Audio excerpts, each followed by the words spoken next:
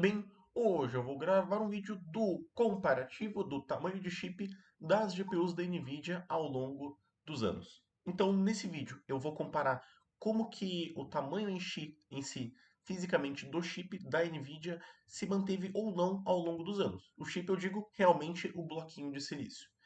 Esse vídeo, ele vai ser muito inspirado num vídeo do canal Paperari, que é esse aqui, esse análise de cores de chip. É um vídeo baseado nele, mas não é a mesma coisa, eu vou explicar por quê. Em resumo, aqui ele utilizou a porcentagem relativa de CUDA core, ou seja, quantos CUDA core a GPU de determinada categoria tem em relação à top de linha dela. No meu vídeo, eu vou fazer uma coisa um pouquinho diferente. Primeiro que eu não vou usar CUDA core como referência.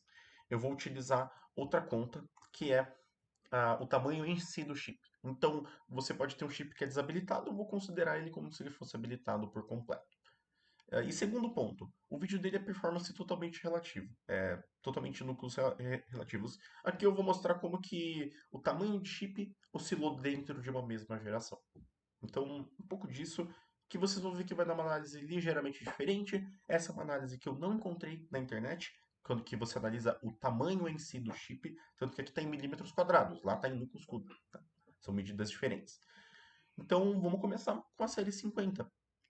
A série 50 da NVIDIA, ela é bem interessante. A gente vai ver aqui na imagem como que o tamanho, né, dela foi indo. Então a gente vê que as séries novas, elas realmente deram uma reduzida. 159 milímetros quadrados, 149 milímetros. Que é a teoria grande é que a NVIDIA está piorando, né? Os chips de GPU está reduzindo e é uma categoria abaixo. E isso é uma verdade parcial. Vocês vão entender ao longo do vídeo que isso não é uma coisa que acontece 100%. Por quê? Quando você analisa puramente o tamanho do chip, ou seja, o que custou para a NVIDIA é a arquitetura, litografia e a bolachinha que ela está te vendendo. Do ponto de vista da bolachinha em si, na série 50, as coisas não mudaram muito. Se você for ver, a 4050 e a 5050, elas têm o mesmo tamanho de bolacha da 1050, da 750, da 650. Elas estão um pouco abaixo da média. Realmente, se você pegar a média, que é 176 milímetros quadrados, elas reduziram. Outro exemplo, vamos para a série 60. A série 60 foi um caso um pouquinho pior, tá? Tenho que admitir.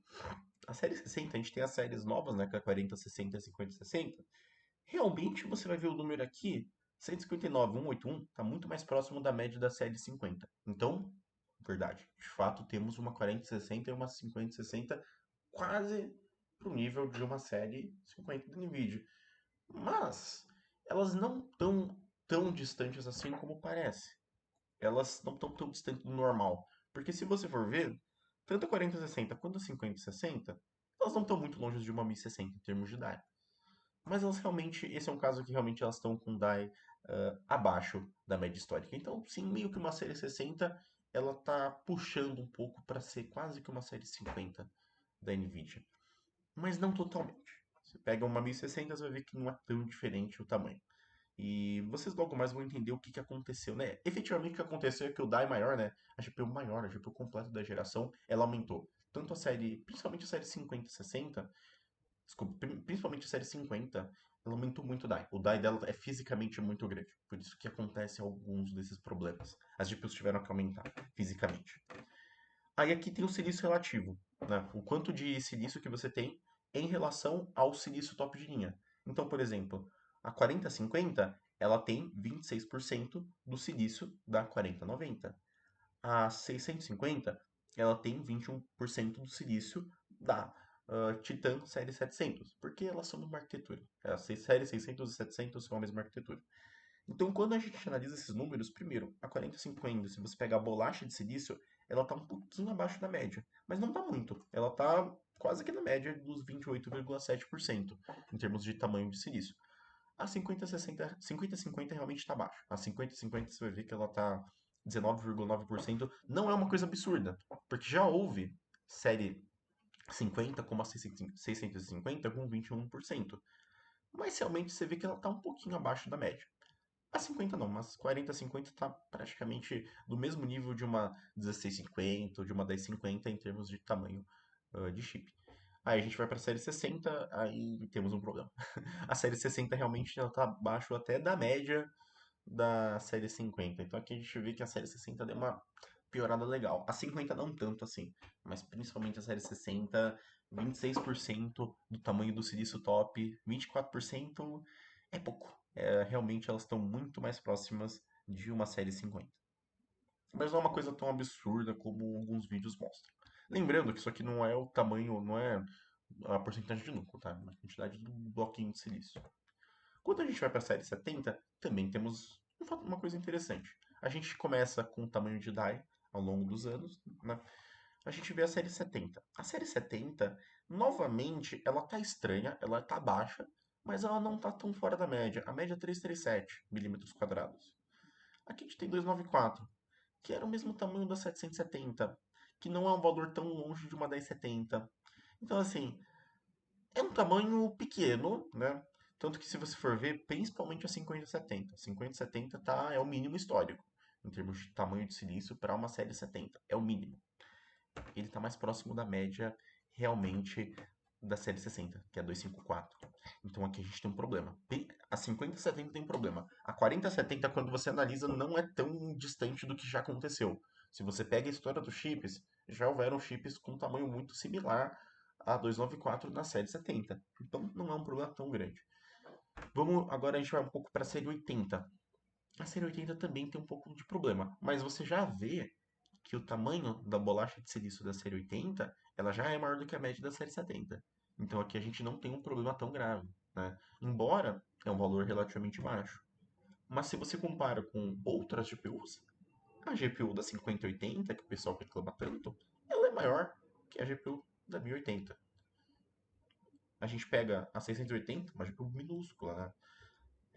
Ela tem um tamanho das menores GPUs da série 70. Então, assim, do ponto de vista histórico, a 4080 e a 5080 estão abaixo da média? Estão, não estão muito, tá? E elas estão, inclusive, maior do que a série 70.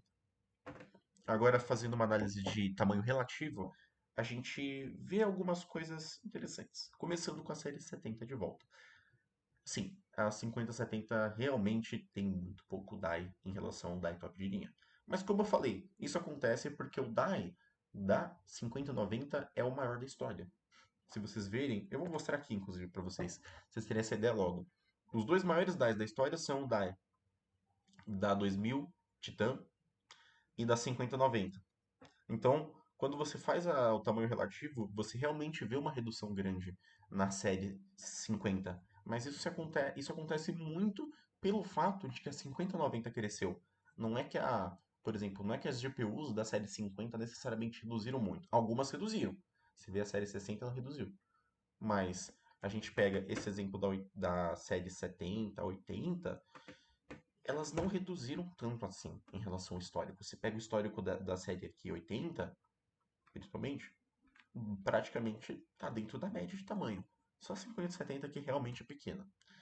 Mas quando você vê a performance, o tamanho relativo, aí é bem feio, principalmente na série, na série 90 Ti, em relação à top de linha, realmente é um tamanho relativo bem complicado. Então vamos fazer análise numérica novamente. Talvez tenha ficado confuso, então por isso depois eu disponibilizo uma planilha para vocês. Mas novamente, a gente pega a 4070, ela usa 48,3% de um chip top de linha, é abaixo da média. Mas não é algo longe. A 5070 é muito abaixo da média.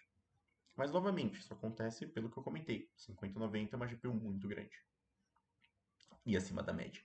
A gente pega a 5080, também é a mesma coisa. A gente tem o problema de que ela tem 50,4% do chip da top de linha e a 4080 tem 62%, que são valores abaixo da média. Muito embora a 680 já fez isso. Muito embora a 4080 ela não está muito distante de uma 1080 e uma 980 em termos de tamanho de chip relativo. Elas estão bem próximas. E, novamente, vamos voltar aqui. Apesar de a gente realmente reparar, pô, tá abaixo da média. Essas GPUs estão abaixo da média. Ou o próprio caso da 4070. O 5070 realmente é absurdo. Realmente é uma GPU complicada. Mas a gente pega o caso da 4070, o caso da 4080, 5080, elas não estão com um tamanho de chip muito diferente do que sempre aconteceu na série. Não tá diferente. Tá praticamente o mesmo tamanho, tá o padrãozão e com a gradiente, quer dizer, Na série 90, na série 50, na Blackwell, o tamanho realmente da GPU top aumentou muito. E por fim aqui a gente vai mostrar um pouco da série 80 Ti, da série 90 ao longo dos anos. A 4080 não teve tamanho, a gente vai ver que não teve uma GPU TI, então não considere exatamente o caso da 4080 Super. A gente vê realmente que as GPUs aumentaram, na verdade. Se a gente pega a série 80 Ti, ela aumentou em relação à média histórica, ela está acima da média histórica. E quando você pega as GPUs a partir da Titan RTX, você vai ver que o silício top de linha ele aumentou ao longo das gerações no geral. Aumentou, no mínimo, ele ficou perto da média histórica. A gente pega 754, subiu muito com a série 2000. A gente pega a série 5090, também é um chip enorme. Então, acontece isso. É que a gente consegue ver a performance, o tamanho relativo, mas ele já é a top de linha, então não tem muito relativo. Aqui, eu tenho uma planilha que vocês conseguem olhar com os próprios olhos os dados. Se esse vídeo aqui ficou muito confuso, vocês conseguem olhar exatamente os dados. Que, novamente, essa tabela aqui, ela mostra o tamanho das GPUs de uma mesma série ao longo dos anos. E aqui a linha vermelha é o tamanho. Quando a gente vai para o tamanho relativo, eu estou pegando o tamanho da GPU da 5050 e eu falo quantos por cento ela é da GPU Titan da série 90, né? Tanto que as contas estão aqui, e as contas vão ficar disponíveis aqui. O DAI relativo é justamente isso. A gente pega, vou dar um exemplo para vocês, né? 294 milímetros quadrados. Isso aqui é quantos por cento da Titan Black? Ou isso aqui é quantos por cento da 690? Vamos pegar outro exemplo. A gente pega a GPU, vamos lá, 3050, 276. Ela é quantos por cento de uma 3090, em termos de tamanho? Essa é a conta que eu estou fazendo aqui. Então, vocês até conseguem ver da relativa, a porcentagem que eu estou usando, os valores. Para dar um valor parecido com o Piperaio, vocês vão ver que vocês somam, na parte percentual, vai dar em torno de mais 4%, mais ou menos 2. O vídeo pode ter ficado confuso, mas espero que o recado tenha dado.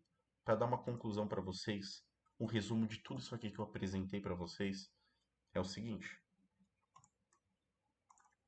boa parte das GPUs, elas não necessariamente foram tão nerfadas pela Nvidia.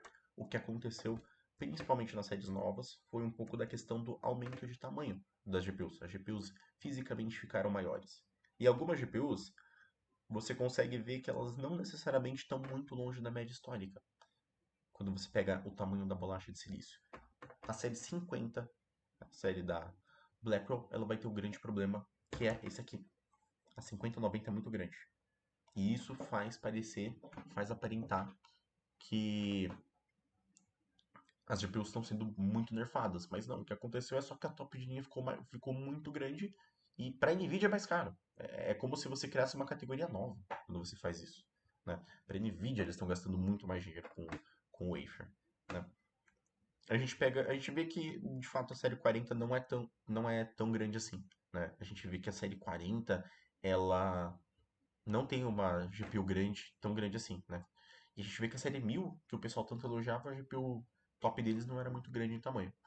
Mas a série 40 também aconteceu uma coisa interessante. Qual que é?